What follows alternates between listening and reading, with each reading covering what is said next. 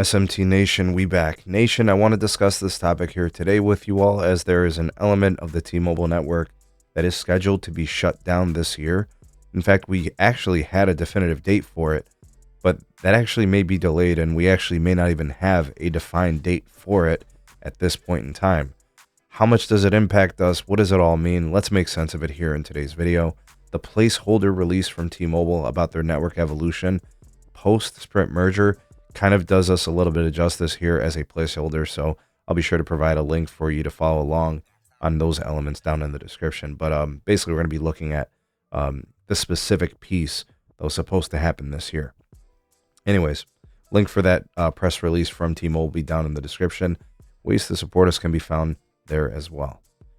All right, so last update we got from the networking team over at T-Mobile was 2G was going to be completely shut down and shuttered in April of 2024. Well, that time frame is coming up pretty quick. You know, don't look now, but we're in the heart of February, the shortest month of the year. So before you know it, it'll be March. And that would put us just a month away from that time frame. Now, the 2G network we're speaking of here is the 2G GSM network that T-Mobile used to operate as its main calling and texting network years ago, and it's been retained for different things. Actually, you may not know it, but your phone might actually fall back to 2G calling if other radios fail or something like that. But I think what's happening here is I think there's some contractual stuff that's going on behind closed doors. There are some things that T-Mobile is probably trying to push some of their, I don't know, what would we say, like older contracts maybe. And I don't know if there's any terminals. I don't know if there's any, security systems. I have no idea. Maybe there's point of sales. I don't know. I have no clue what those contracts are for or what they're doing with them. But a very small amount of traffic is probably still running on this 2G network.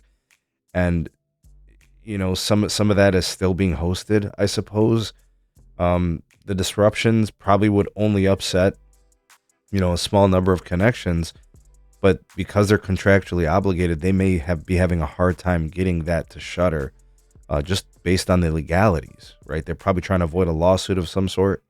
They expedited the 3G shutdown, in the recent past.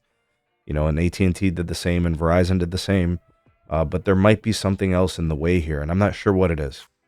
I don't have access to all that information. I don't know what it is, but there might be still millions of devices that are connecting. Now, you've got, I don't know, what is it, like 115, 120 million customers on the T-Mobile network.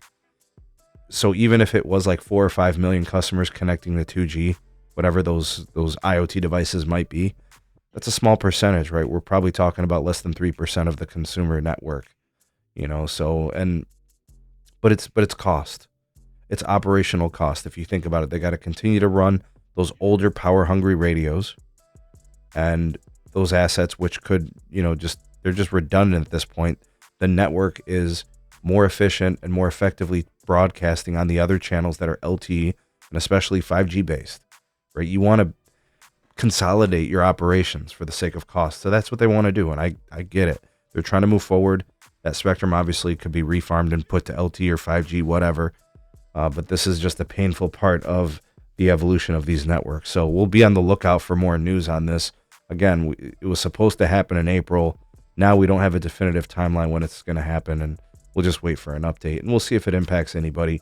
And actually, somebody out there, are you connected to the 2G network from T-Mobile? If so, what kind of a device? When does it happen? When do you see 2G? When do you connect it? Like, what is it? What are you doing with it? I'm just curious. Sound off in the comment section below. You are the voice of the people, the SMT Nation.